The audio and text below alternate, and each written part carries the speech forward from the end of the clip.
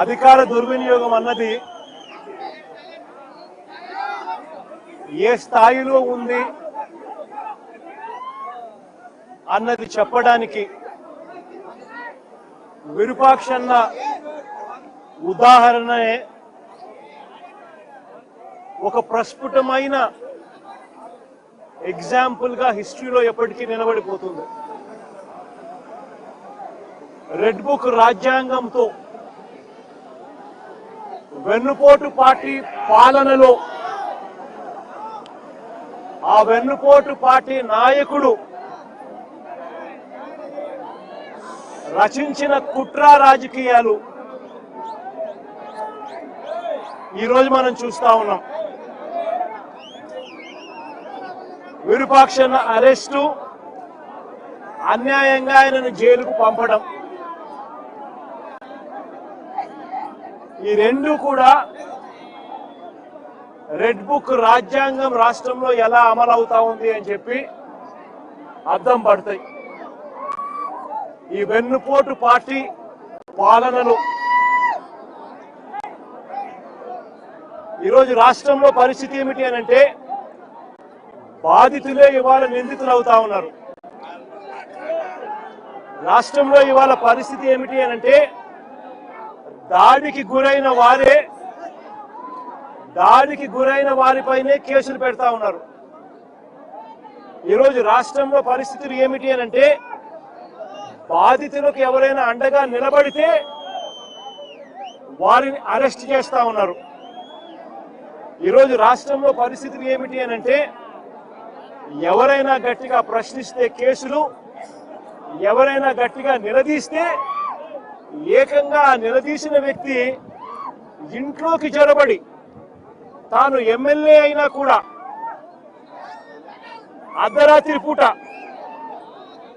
వందల మంది పోలీసులను తీసుకొని వచ్చి ఇంట్లోకి జొరబడి ఇల్లును ధ్వంసం చేసి మరీ అరెస్ట్ చేసి జైల్లో పెడతా ఉన్న పరిస్థితి ఈరోజు చూస్తా ఉన్నాం. నేను అడుగుతా ఉన్నా, ప్రజాస్వామ్యవాదులందరూ కూడా ఆలోచన చేయాలి. ఎలాంటి ప్రజాస్వామ్యంలో మనం బ్రతుకుతా ఉన్నాము? గాంధీ పుట్టిన దేశంలో ఇవాళ ప్రజాస్వామ్యం కూని అయిపోయి పరిస్థితిలో ఈరోజు రాష్ట్రంలో పరిస్థితులు నెలకొని ఉన్నాయి. ప్రజల చేత ఎన్నుకోబడిన ఎమ్మెల్యే, మళ్ళీ రిపీట్ చేస్తా ఉన్నా, ప్రజలు ఓటేస్తే ప్రజల చేత ఎన్నుకోబడిన ఎమ్మెల్యే పరిస్థితి ఏమిటి అనంటే ఆయన ఇంటిపై వందల మంది పోలీసులతో రాత్రి 2:45 అంటే అర్ధరాత్రి దాటిన తర్వాత చంద్రబాబు నాయుడు గారి డైరెక్షన్ తో ఆయన ఇంట్లోకి వచ్చి, ఎమ్మెల్యే గారి ఇంట్లోకి వచ్చి ఆయన నిద్రపోతా ఉన్న సమయంలో డోర్లు పగలగొట్టి సీసీ కెమెరాలన్నీ కూడా ఎవరైనా దొంగతనానికి వస్తే సీసీ కెమెరాలు ఇంట్లో ఉంటే ఆ సీసీ కెమెరాలను ధ్వంసం చేస్తారు, తీసుకొని పోతారు. పోలీసులు చేసిన పని అది. 2:45 అంటే ఎవరు మనుషులు సంచారం లేని సమయంలో అర్ధరాత్రి దాటిన తర్వాత దొంగల మాదిరి పోలీసులు రావడం, బందిపోటు ముఠాల మాదిరి వందల మంది పోలీసులు రావడం, వచ్చి సీసీ కెమెరాలు ఇంట్లో ఉండేటివన్నీ కూడా తీసేయడము, పగలగొట్టడము, తీసుకొని దొంగతనం చేసుకొని పోవడం, డోర్లు పగలగొట్టడం, ఇంట్లోకి చొరబడడం, ఎమ్మెల్యేను అపహరించుకుపోవడం. నేను అడుగుతా ఉన్నా, ఎమ్మెల్యే ఏమైనా ఉగ్రవాదా అని? ఏం పగటిపూట నువ్వు నోటీస్ ఇస్తే ఎమ్మెల్యే రాడా? పగటిపూట మీరు ఏమైనా నోటీస్ ఇస్తే ఎమ్మెల్యే రాడా? ఇంట్లోనే పడుకొని ఉన్నాడు కదా. ప్రజాస్వామ్యంలో జరుగుతా ఉన్నది ఇది. ఇంకా ఆశ్చర్యం ఏమిటో తెలుసా, గంటల వ్యవధిలోనే టపా టపా టపా అని చెప్పి ఎమ్మెల్యే మీద 3 కేసులు పెట్టారు. ఒక కేసులో 34 మంది మీద, ఒక కేసులో ఇబ్బంది పెట్టే కార్యక్రమం చేస్తే, రెండో కేసులో మొదటి పెట్టిన 34 మంది కాక మరో 14 మందిని చేర్చి మళ్ళీ ఇబ్బంది పెట్టే కార్యక్రమం. మూడో కేసుకు వచ్చేసరికి మరో 12 మందిని మళ్ళీ ఇరికిచ్చే కార్యక్రమం. ఈరోజు మొత్తంగా 38 మందిని రిమాండ్కు పంపిన పరిస్థితులు ఈరోజు చూస్తా ఉన్నాం. నేను అడుగుతా ఉన్నా, ఇంతకన్నా దారుణమైన ఇంకొక విషయం ఏమిటి అనంటే, ఇంతకన్నా దారుణమైన విషయం ఇంకొకటి ఏమిటి అనంటే, ఎమ్మెల్యేతో కూడా సరిపెట్టుకోవడంలా ఎమ్మెల్యే కొడుకును, ఎమ్మెల్యే తమ్ముడి కొడుకును మొత్తం అందరినీ జైల్లో పెట్టారు. అంతేకాదు మరో తమ్ముడి కొడుకును ఇరికించే కార్యక్రమం చేశారు. ఇలా మొత్తం కుటుంబాన్ని మొత్తం టార్గెట్ చేస్తా ఉన్న పరిస్థితులు కనిపిస్తా ఉన్నాయి.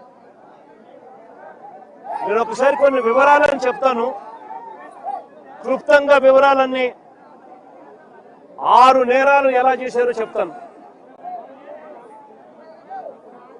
6 ఇన్స్టెన్సెస్ ఇదే కేసులో నేను సైట్ చేస్తాను. న్యాయం ధర్మం బతుకున్నాయా లేదా అన్నది ప్రజాస్వామ్యంలో ఉన్న ప్రతి ఒక్కరూ కూడా ఆలోచన చేయమని కోరుతా ఉన్నా. ఆగస్టు 1వ తారీఖున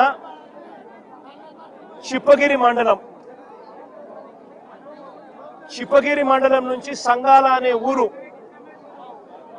కేవలం 6 కిలోమీటర్ల దూరంలో ఉంది. సంగాల అనే ఊరు కేవలం 5-6 కిలోమీటర్ల దూరంలో ఉంది చిప్పగిరి నుంచి. ఆ సంగాల అనే ఊరి నుంచి గిరి అనే ఒక కార్యకర్త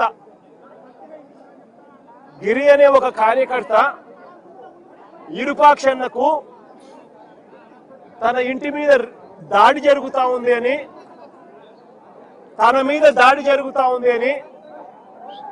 దాడి జరుగుతా ఉన్న తన ఇంటి ఫోటోను,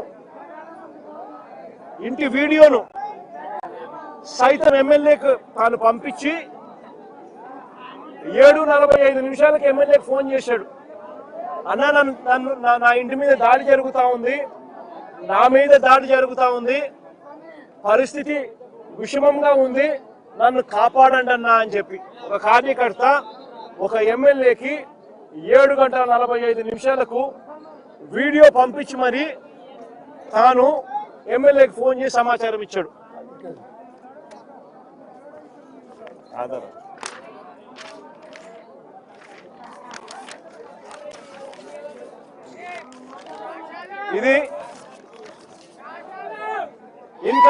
ఇది గిరి అనే కార్యకర్త ఎమ్మెల్యేకు 7:45 ఫోన్ చేసిన కాల్ హిస్టరీ, ఎమ్మెల్యేకి ఫోన్ చేసిన కాల్ లాగ్. 7:45 తను ఎమ్మెల్యేకి ఫోన్ చేసి ఈ రకంగా మాట్లాడి ఫోటోను, ఇంటి మీద దాడి జరిగిన ఫోటోను, పోస్టర్ కూడా పంపించాడు.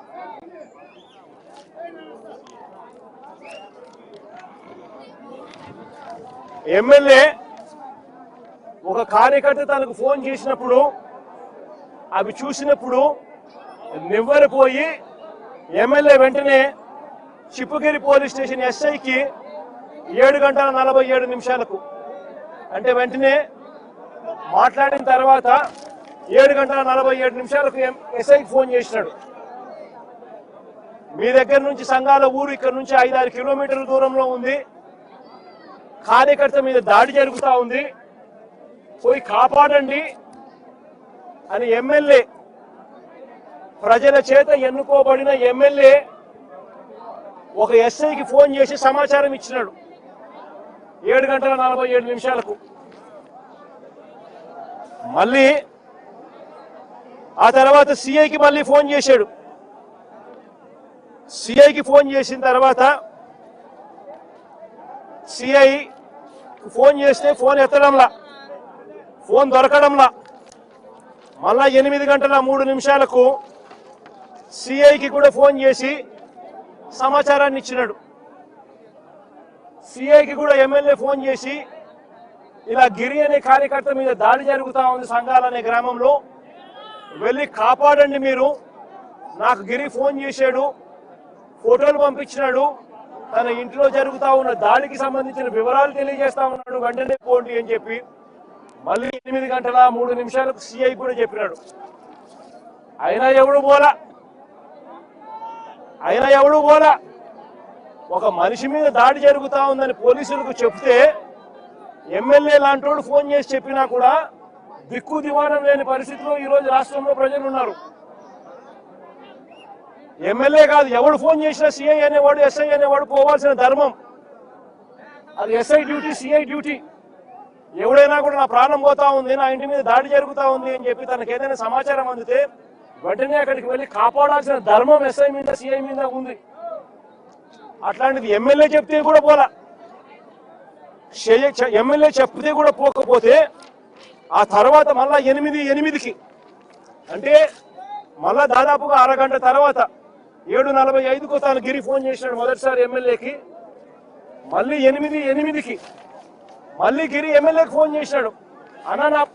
అన్న నా పరిస్థితి చాలా అన్యాయంగా ఉంది, నువ్వు రాకపోతే నేను ఇబ్బంది పడే పరిస్థితిలో ఉన్నాను, పోలీసులు ఎవరు నా ఇంటికాడికి వచ్చి నన్ను కాపాడే కార్యక్రమం జరగలేదు అని మళ్ళీ 8:08 ఒక కార్యకర్త ఎమ్మెల్యేకి ఫోన్ చేస్తే ఇంతకు ముందు పోలీసులు ఎవరు పోని పరిస్థితి కనపడితే నేను అడుగుతా ఉన్నా, ఎమ్మెల్యే అనేవాడు ఏం చేయాలా అని. ఎమ్మెల్యే అనేవాడు పోవాల్సిన ధర్మం కనీసం ఎమ్మెల్యే మీదకి లేదా అని అడుగుతా ఉన్నా. ఎమ్మెల్యే అనే మనిషికి మనసు మానవత్వం ఉంటుందా లేదా అని అడుగుతా ఉన్నా. మనసు మానవత్వం ఉంది కాబట్టి పోలీసులకు చెప్పినా పోలీసులు స్పందించకపోతే ఎమ్మెల్యే మానవత్వం చూపించాడు, ఒక మనిషిగా తను రియాక్ట్ అయ్యాడు. వెంటనే ఎమ్మెల్యే ఆ గ్రామానికి పోయాడు, ఆ సంఘాలనే గ్రామానికి ఎమ్మెల్యే పోయాడు కార్యకర్తను కాపాడుకునే దానికోసం. వెళ్ళి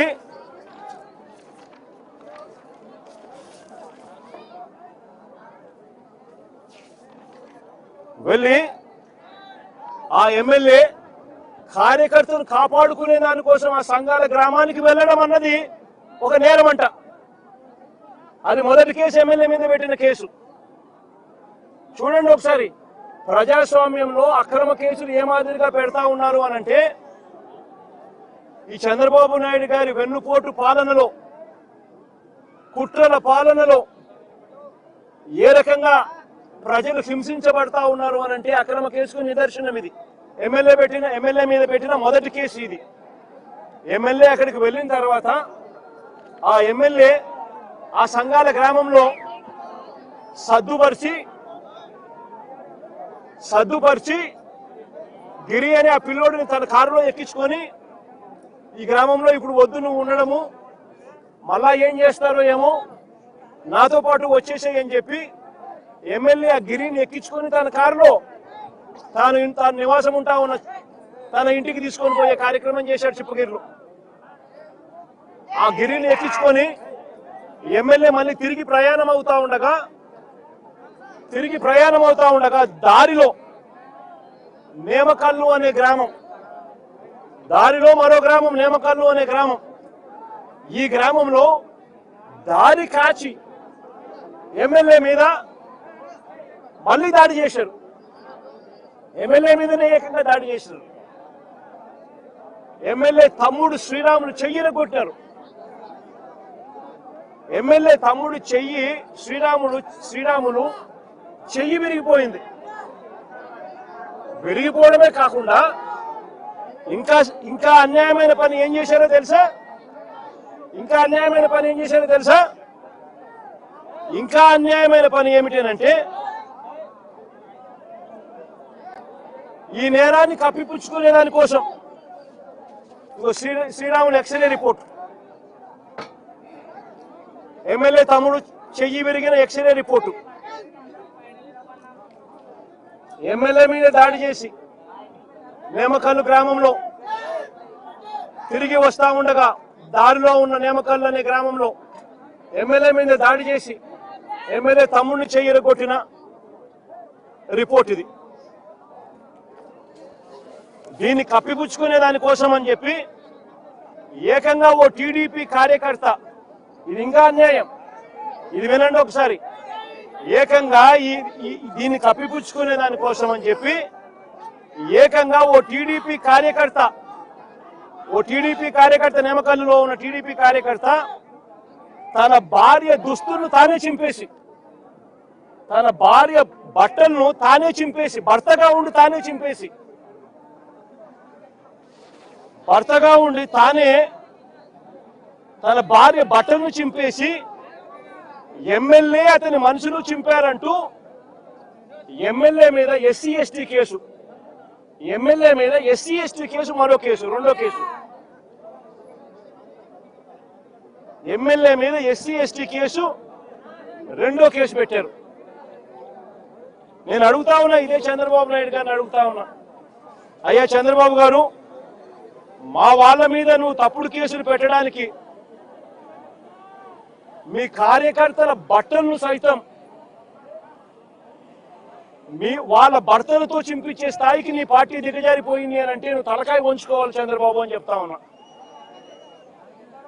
నీ కుట్రలు చేయడం కోసం ఏ స్థాయికి దిగజారిపోతా ఉన్నావు చంద్రబాబు, నువ్వు ఆలోచన చేసుకొని అడుగుతా ఉన్నా. కట్టుకున్న భార్య బట్టలను 10 మంది ముందు 10 మంది చూస్తూ ఉండగా కుట్రలు చేయడం కోసం భార్య బట్టలను భర్త చింపుతా ఉంటే నిజంగా రాజకీయాలు ఏ స్థాయికి దిగజారిపోయాయో గమనించమని కోరుతా ఉన్నా. బయటకు వచ్చిన మళ్ళీ ఆ ఆడబిడ్డను కూడా వాడుకొని తప్పుడు మాటలు కూడా చెప్పిస్తారు ఆ భార్యతో, ఆ ఆడబిడ్డను కూడా వాడుకొని తప్పుడు మాటలు కూడా చెప్పిస్తారు ఆ భార్యతో. నేను అడుగుతా ఉన్నా, బయటకు వచ్చిన ఆ వీడియో చూసిన తర్వాత, ఆ వీడియో భర్త భార్య బట్టలను చింపుతా ఉన్నాడు అందరి ముందు, ఆ వీడియో బయటకు వచ్చింది, వైరల్ అయింది, సోషల్ మీడియాలో వైరల్ అయింది. నిజంగా రాష్ట్రం మొత్తం నివ్వరిపోయింది అది చూసి. చంద్రబాబు నాయుడు గారి కుట్రల రాజకీయాలను చూసి, ఈ వెన్నుపోటు పాలనను చూసి రాష్ట్రం మొత్తం షాకు గురైంది. మీరు కూడా ఒకసారి చూడండి ఆ వీడియోను.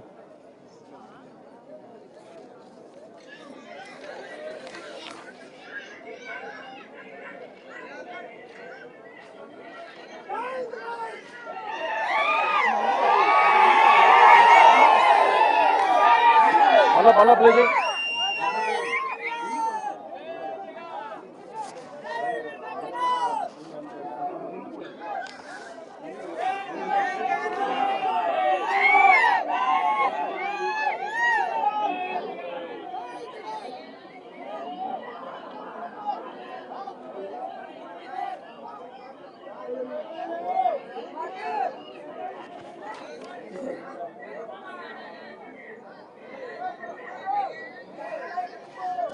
మళ్ళా చూస్తారా? మళ్ళా పెడదాం, మళ్ళా పెట్టు. ఈ పక్క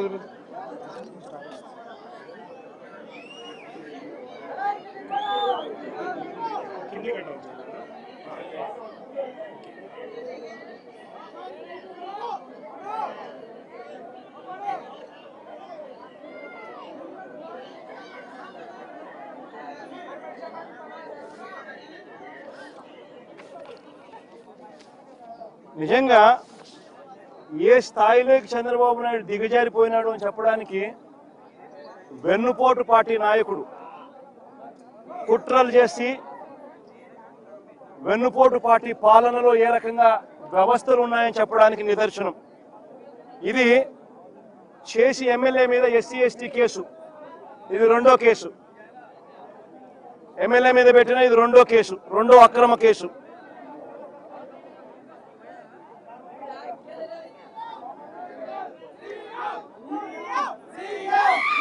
నేమకల్లో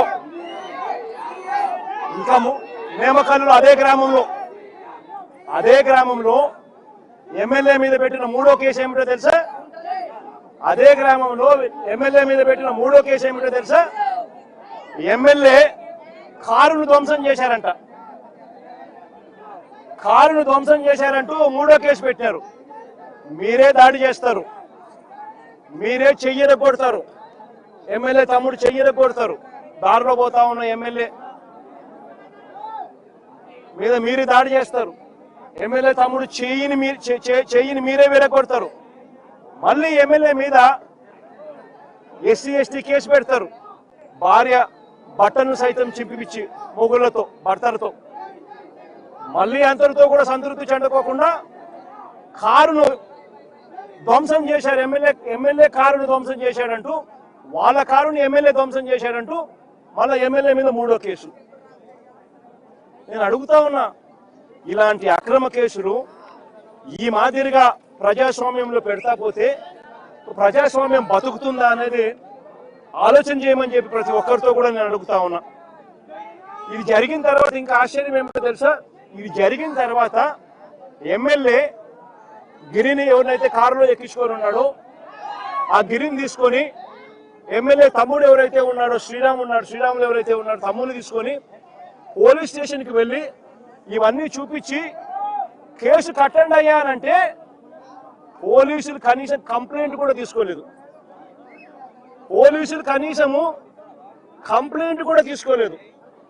అంటే ఒక నష్టపోయిన వ్యక్తి పోలీస్ స్టేషన్కి వెళితే ఆ గిరిని తీసుకొని ఆ కార్యకర్తను తీసుకొని పోయి వాళ్ళ సొంత తమ్ముడు ఎవరైతే చెయ్యి విరిగిపోయిందో తమ్ముడు తీసుకొని పోయి కంప్లైంట్ ఇవ్వడానికి పోలీస్ స్టేషన్కి పోతే కనీసం ఎమ్మెల్యే స్థాయి వ్యక్తి వచ్చి కంప్లైంట్ రిజిస్టర్ చేయాలనుకున్నా కూడా కనీసం కంప్లైంట్ కూడా తీసుకునే పరిస్థితిలో ఈ రాష్ట్రంలో పోలీస్ స్టేషన్లు పనిచేస్తా ఉన్నాయి అని అంటే ఇక సామాన్యుడు ఎవడైనా పోలీస్ స్టేషన్కి పోయే పరిస్థితి ఈ రాష్ట్రంలో ఉందా అన్నది ప్రతి ఒక్కరూ కూడా ప్రజాస్వామ్యవాదులందరూ కూడా ఆలోచన చేసుకోవాలని చెప్పి ఈ సందర్భంగా నేను ప్రతి ఒక్కరితోనూ కోరుతా ఉన్నా. ఇది నాలుగవ తప్పిదం.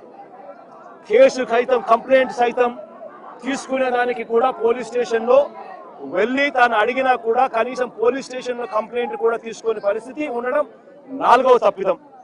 ఇక ఐదవ తప్పిదం ఏమిటో తెలుసా? ఇక ఐదవ తప్పిదం ఏమిటంటే ఎమ్మెల్యే ఈ స్థాయిలో చెయ్యి విరిగిపోయిన వ్యక్తిని తీసుకొని పోయి గిరిని తీసుకొని పోయి ఆ వీడియో ఫోటోలు సైతం ప్రొడ్యూస్ చేసిన కంప్లైంట్ తీసుకోకపోవడం ఒక తప్పు అయితే, రెండో తప్పు ఏమిటో తెలుసా?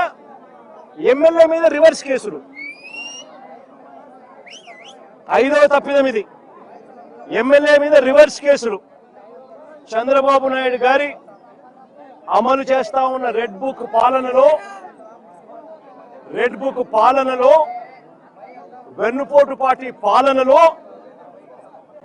ఆయన పెట్టుకున్న ఈ డర్టీ సిస్టమ్ చేస్తా ఉన్న పని ఏమిటో తెలుసా? రివర్స్ ఎమ్మెల్యే మీద అక్రమ కేసులు, తప్పుడు కేసులు. ఆశ్చర్యం ఏమిటో తెలుసా? ఎంత అన్యాయంగా వీళ్ళు కేసులు పెడతా ఉన్నారంటే బాధితులైన విరూపాక్షి, ఆయన కుటుంబ సభ్యులు, వైఎస్ఆర్సీపీకి చెందిన వారి పేర్లు ఇరికించి అక్రమ అరెస్టుకు దిగడమే కాకుండా ఎంత దొల్లటనం ఉంది అని అంటే, మొదట సంఘాలలో జరిగిన ఇన్సిడెంట్ మీద కంప్లైంట్ ఎలా ఉందో తెలుసా? ఆ కంప్లైంట్ చూస్తే ఆ మొదటి సంఘాల్లో జరిగిన వాళ్ళ కంప్లైంట్ చూస్తే, సంఘాల్లో జరిగిన ఇన్సిడెంట్కి సంబంధించిన కంప్లైంట్ చూస్తే ఏకంగా ఆశ్చర్యం కలిగించే విషయం ఏమిటంటే ఈ కంప్లైంట్లో నలుగురు పేర్లు ఇదే కంప్లైంట్లో వేరే నిందితులుగా సేమ్ పేర్లు రిపీట్ చేస్తారు. A10 యాదవల్లి ప్రేమకుమార్ A10 అయితే మళ్ళీ A22లో కూడా అదే ప్రేమే, అదే మనిషి మళ్ళీ రిపీట్. A17 మాల గాడిలింగ A17 అయితే A25లో కూడా మళ్ళీ అదే గాడిలింగ మళ్ళా గాడిలింగ మళ్ళా A25 సేమ్ పేరే రిపీట్, సేమ్ మనిషే, సేమ్ మనిషే repeat. A19 Sattireddy, A23 Satyanarayana Reddy repeat complaint లో. A14 A18 Kuruva Linganna, A20 Lingappa, A24 జిబిటి లింగన్న సేమ్ రిపీట్. నేను ఆశ్చర్యంగా నేనేం చెప్తున్నానంటే ఎటువంటి విచారణ లేదు. ఎఫ్ఐఆర్ మామూలుగా రిజిస్టర్ చేసేటప్పుడు, కంప్లైంట్ ఏదైనా రిజిస్టర్ చేసేటప్పుడు ఒక నిందితుడిని ఈ మాదిరిగా చేర్చాల్సిన పరిస్థితి వచ్చినప్పుడు అంటే కంప్లైంట్ కూడా ఇవాళ ఎవరు పోలీసులే వీళ్ళంతా వీళ్ళే రాసుకోవడమే, ఎంక్వైరీ కూడా లేదు, ఎంక్వైరీ కూడా చేయలే, వీళ్ళంతా వీళ్ళే కంప్లైంట్ రాసేయడమే.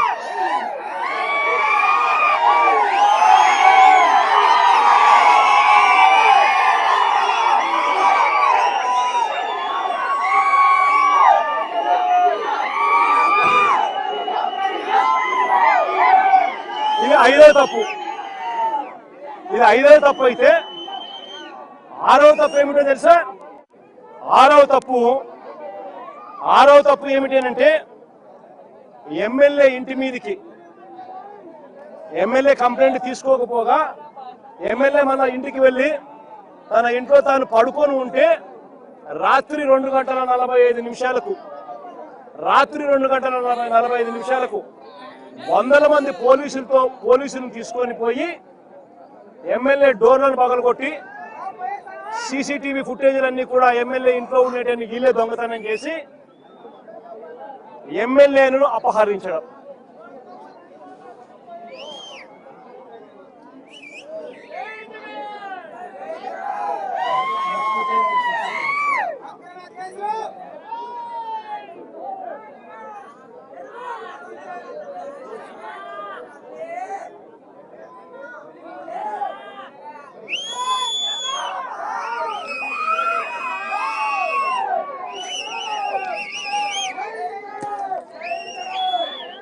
ఆయన ఇంట్లో ఉన్న సీసీటీవీలు, ఎమ్మెల్యే ఇంట్లో ఉన్న సీసీటీవీలు ఈరోజు లేవు. ఎక్కడున్నాయంటే పోలీసుల దొంగలు.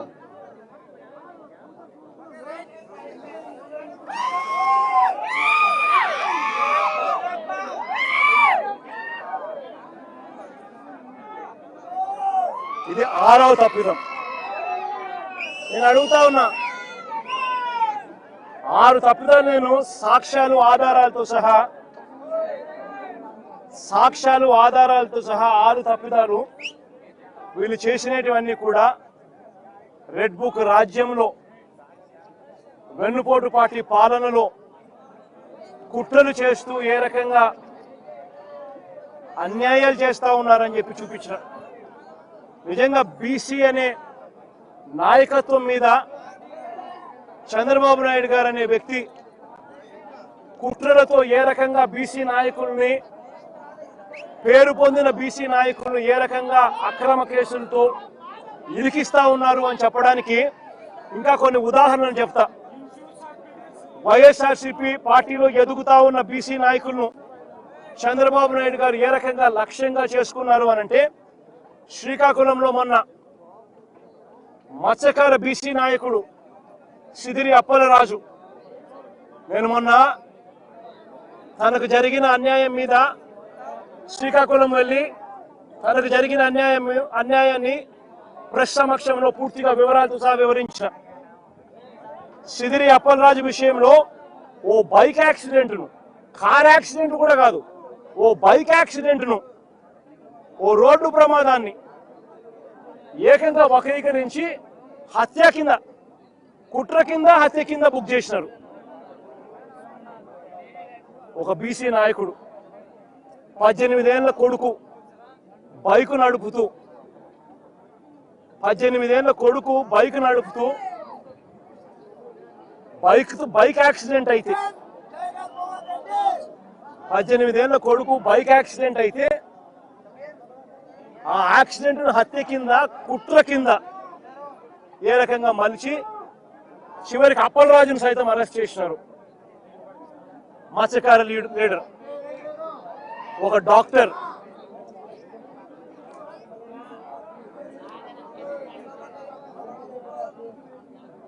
ఎంత దారుణంగా జరుగుతా ఉన్నాయంటే ఇదే అప్పలరాజు గారిని చూడడానికి నేను అప్పలరాజు కుటుంబాన్ని అప్పలరాజును చూడడానికి నేను పోతే ప్రజలు విపరీతంగా వచ్చిన సందర్భంలో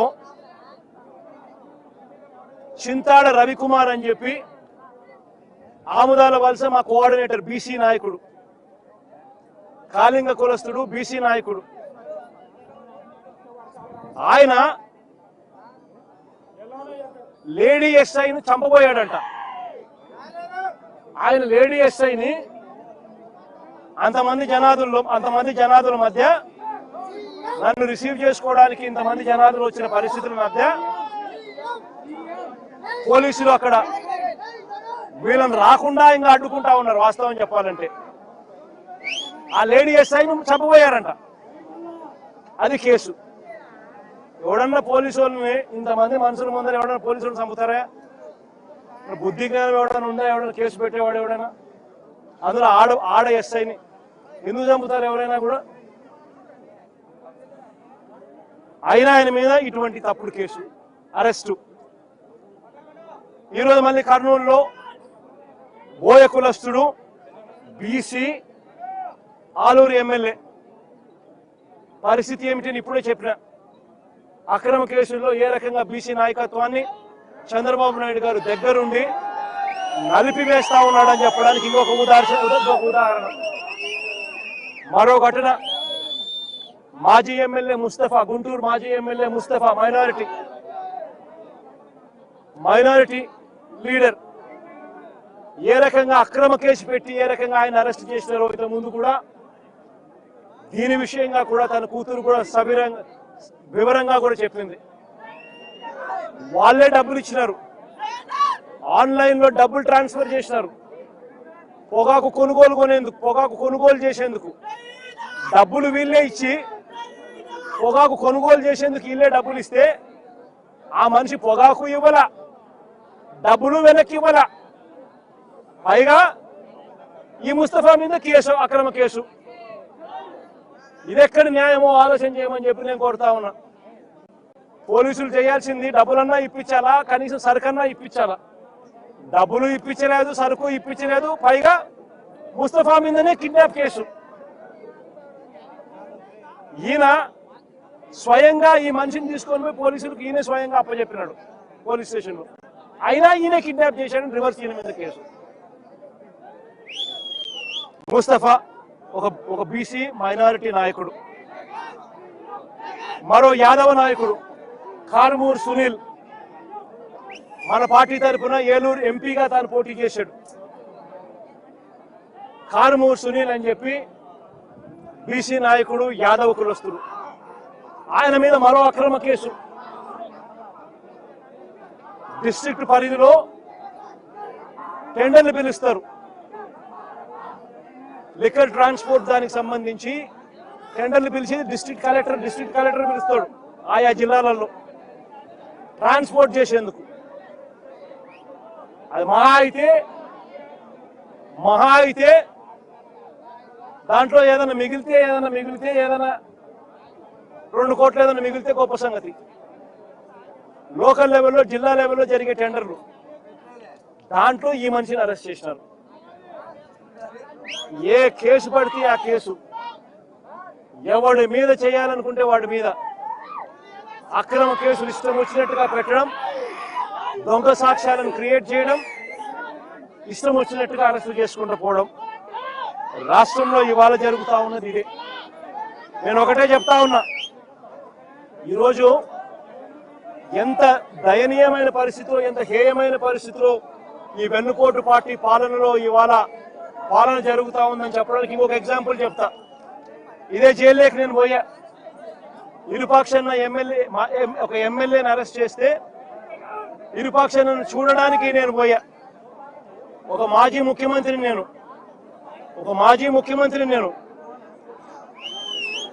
అవమానించడం కోసం కెమెరాలో లోపలికి పోవడానికి వీడియో తీస్తారు. వీడియో ఒకసారి ఫోటో తీసుకుంటాడు. మామూలుగా ఎవరైనా కూడా కూర్చోబెట్టి లోపలికి తీసుకొని పోయి కూర్చోబెట్టి ఎవరికైనా కూడా ఫోటో తీసి పంపిస్తారు. ఫోటో తీసి తర్వాత పంపిస్తారు. కేవలం నన్ను అవమానించాలని, ఇలా సేడిజం చూడు ఎలా ఉందో, సేడిస్టిక్ మెంటాలిటీ చంద్రబాబు నాయుడు గారికి ఎలా ఉంటుందని చెప్పడానికి చెప్తా ఉన్నా.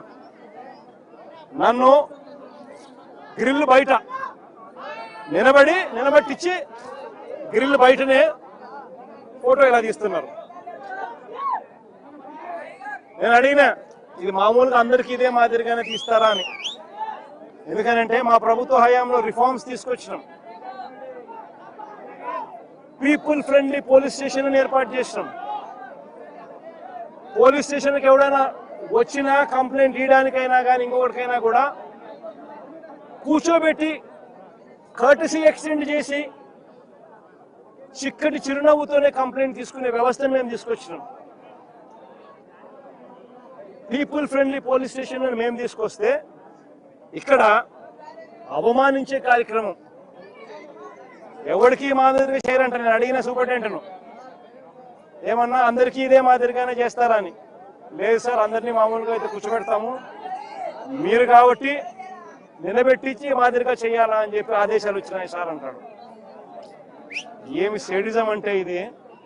నేను చంద్రబాబు నాయుడు చెప్తా ఉన్నా, రేపు పొద్దున ఎల్లకాలం మీ ప్రభుత్వమే ఉండదు చంద్రబాబు అని చెప్పి గట్టిగా చెప్తా ఉన్నా. ఏదైతే మీరు ఇస్తున్నారో ఇవే రేపు పొద్దున పనులు అవుతాయి. ఏదైతే తప్పుడు సాంప్రదాయాన్ని మీరు మొదలెడతా ఉన్నారో ఇవే రేపొద్దున రెండింతలై మీకు చుట్టుకుంటాయని చెప్పి చంద్రబాబు నాయుడు గారికి గట్టిగా వార్నింగ్ ఇస్తూ ఇవాళ చెప్తా ఉన్నాను.